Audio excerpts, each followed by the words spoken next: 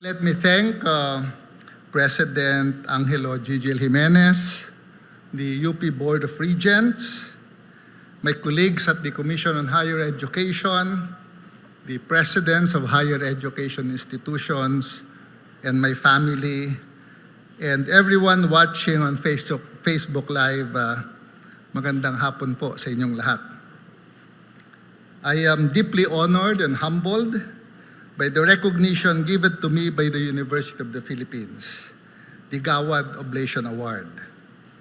I feel more special knowing that I am the first awardee under the presidency of Attorney Gigil Jimenez.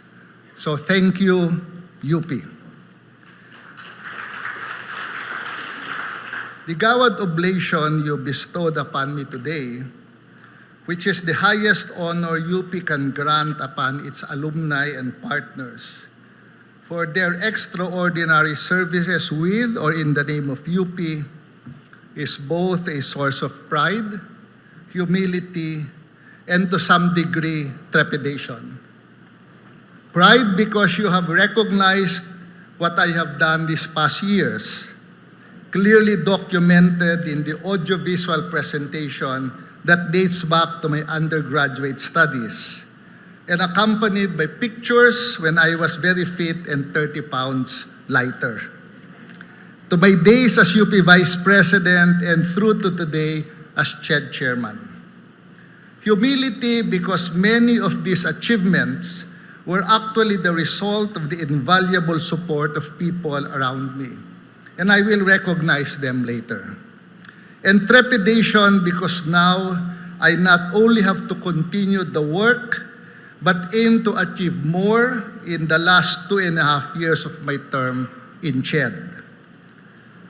I must tell you with all candor and honesty that becoming a UP Gawad Oblation awardee was never one of the to-do things that I wrote when I was young, or in my bucket list as I grew older. My first introduction to UP was through my family. I came from a middle-class background, one of 9 siblings reared by a mother who was a public school teacher and a lawyer father who served government for 3 decades.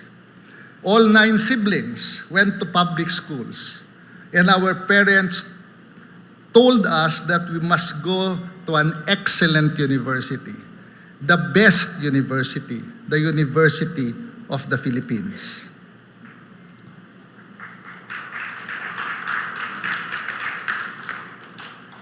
Yan ako.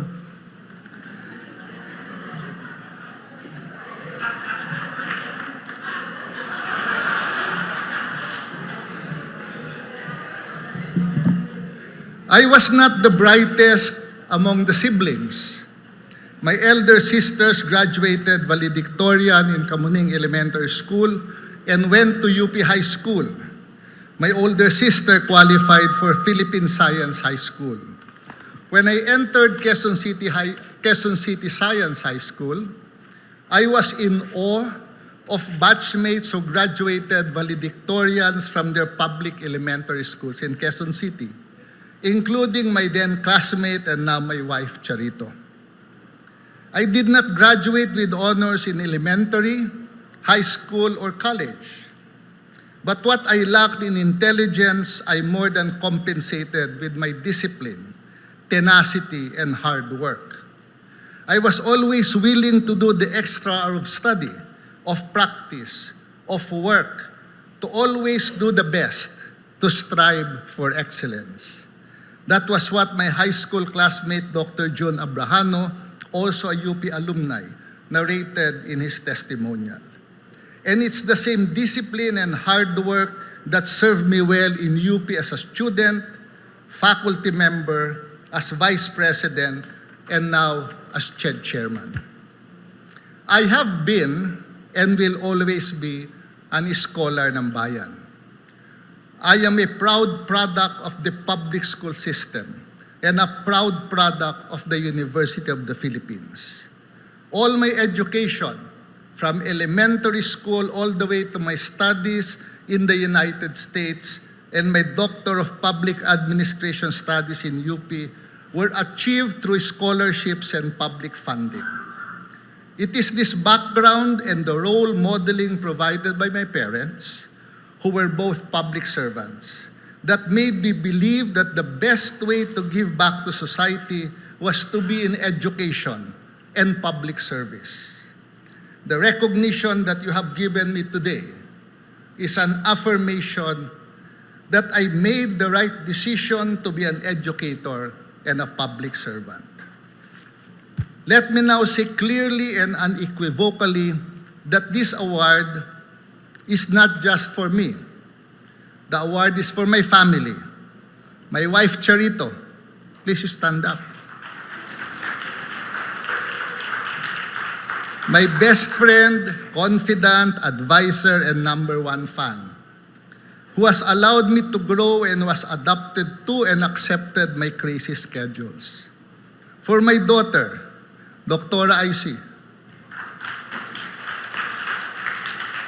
who has followed in my footsteps and achieved more than me, graduating with honors in UP Integrated School and UP Diliman, going to the UP College of Medicine and becoming a doctor. And to Laila and Raika, now grade 10 in Quezon City Science High School and preparing to go to UP. For my siblings, all of whom went to UP and became professionals here and overseas, showing that UP education is still the best investment in creating a better future. To my mentors in UP, Dr. Ledy Carino, Professor Joe Indriga, Dr. Tapales, for recruiting me to teach in UP, for providing guidance and getting my graduate degrees, and opening doors for international education. To my mentors in public service, Senator Steroy Laurel, Leti Ramos-Shahani, Nene Pimentel, Gringo Honasan, Juan Flavier, for sharpening my technical skills, guiding my professional growth, and giving me models to emulate. For PRRD, for giving me the chance to lead the commission and become the free higher ed chairman, the COVID-19 chairman, and the flexible learning chairman. And for PBBM, for my reappointment as CHED chair, so I can continue to push for educational reforms, harvest the initiatives started in 2018, and now advocate for and promote equity in higher education. For my colleagues in CHED, particularly those who joined my journey, Lily de las Llagas, Pec Alibin, Cindy Haro and Ryan Esteves, Lily Milia, Cor Cabanilla, and all the men and women in CHED for working with me so that the reforms I believed in have now become reality.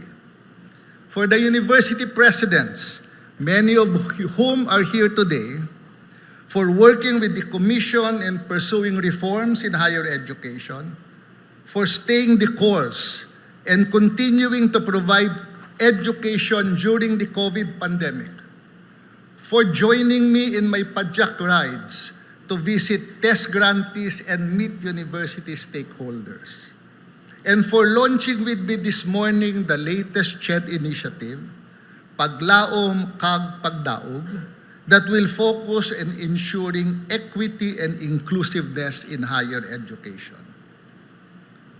And most of all, for all the students that I have met in my Padjak visits across the country. In my Padjak in Laguna, I met Micaela Samparada, a tulong-dunong grantee in LSPU. She was working as a domestic helper in Hong Kong for 4 years. Nung nagkaroon na ng pagkakataon para makapag-aral ng libre, she came back to the Philippines to continue her studies and become a nurse. Sabi niya, dati ay pinupunasan ko ang puwet ng matanda kong amo dahil sa kahirapan. Ngayon, magiging nurse na ako pag-graduate. Please watch this. Ako po ay 4 years domestic helper sa Hong Kong. Nag-aalaga po ako ng isang matanda at dumanas din ng mga hindi katanggap-tanggap na trato. Umuwi ako ng Pilipinas, limitado ang ipon na meron ako dahil sa suporta na binibigay ko sa pamilya ko kasi kahit isang tuwa kami. At nagkaroon ng pagkakataon ng libreng edukasyon. Miscellaneous fee, hindi na binabayaran. Bumalik ako sa pag-aaral dahil may nagbigay ng pagkakataon sa akin. Anong inantay ko? Sabi nga ni Chairman, pagkakataon. Pagkakataon lang inantay ko. Last 2021, I also met Antonio Tony Esquilador Jr., a man born without legs. He was a 30-year-old PWD test grantee in Legazpi, Albay. His determination is infectious. His perseverance in adversity is admirable. I cycled around the Visayas too. Sa Cebu, nakilala ko si Renami Nunez. Ginamit niya ang kanyang stipend para makapagpakabit ng kuryente sa kanilang bahay dahil naaawa siya sa kanyang kapatid na nag-aaral gamit ang kandila.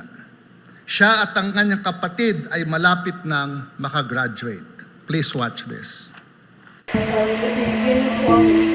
Actually, sir, hindi ako para makalit drive.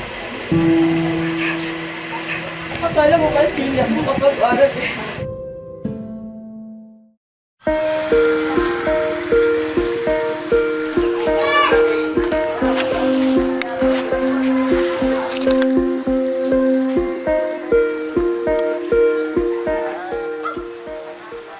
Popoy, punta ko dito para makausap ko buho kayo.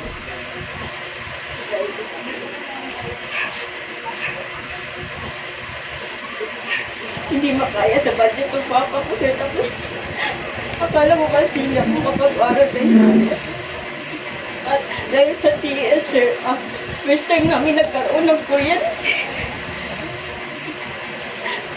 Wala pa mong ilaw at naawa ko sa kapatid ko na masipag mag-aral.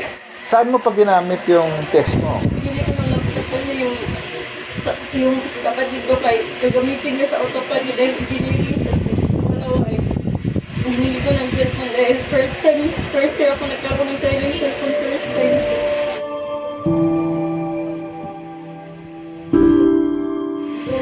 Itong baka po wala kami pangastos kapag tulipat na kami.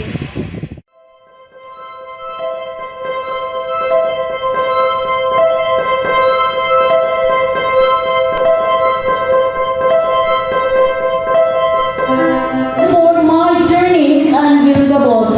Even someone judged me that I am too old, but I tried myself to start up.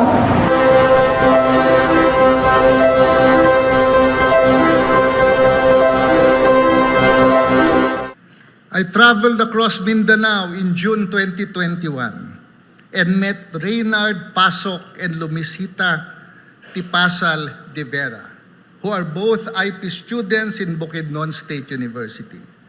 Reynard is a PWD student who lost his right arm when he was driving a 10-wheeler truck. Tulad ng karamihan, isa siya sa mga muntik ng mawalan ng pag-aasang makapagtapos. Si Lumisita naman ay naglalakad ng 14 na kilometro at tumatawid ng 3 ilog upang makapasok. Nag-aaral sila dahil sa libreng edukasyon. Hindi kaya ng ating mga magulang para ako sa kolehiyo. Kaya ako ay nakapag-desisyon na maging pahinganti muna ng 10-wheeler truck para makapag-ipon muna para magpapakasakali na sa susunod na taon ay makapag-enroll na ako subalit sa kasamaang palad ang aking kanang kamay ay naputol. Wala pa daw ang pagkamulan ko sa mundo at hanggang ngayon naranasan ko ng sobra ang pait at hirap na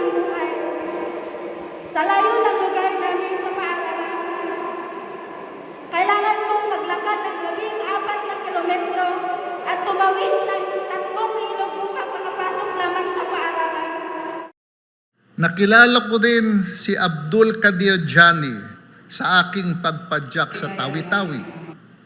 Patuloy na nagpupursige sa kanyang pag-aaral noon sa MSU Tawi-Tawi. Sinabi ni Johnny na siya ay minamaliit mula sa kanyang pagkabata dahil badyaw siya. Sa RA 10931, ipinapakita niya na ang batang badyaw ay pwedeng magtagumpay. And just last week, I visited the house of Reynan Labong, a test grantee from Samar State University, a son of a motorcycle driver.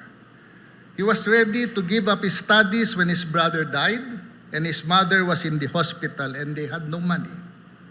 He became a test grantee and just graduated Bachelor of Secondary Education, major in Social Sciences, with the grade point average of 1.81. He is the first in his family to go to college. Pagkatapos niya ng kanyang LET exam, magtatrabaho siya sa CHED, Regional Office 8. All these students represent the best in the Filipino. They all portray the ability to dream and aspire for a better life. The discipline and hard work needed to succeed. The tenacity to keep on going against all odds. The refusal to give up and the desire to give back to their family and community. These stories are true testament to the success of free higher education. And the reason why I remain committed to continue to fight for free higher education. This is what UP's motto of honor and excellence means: doing what is right and doing your best. This is what the Gawad Oblation represents. Today, I receive the Gawad Oblation Award in their behalf. Maraming salamat at magandang hapon sa inyong lahat. Honorable J. Prospero Popoy E. de Vera III.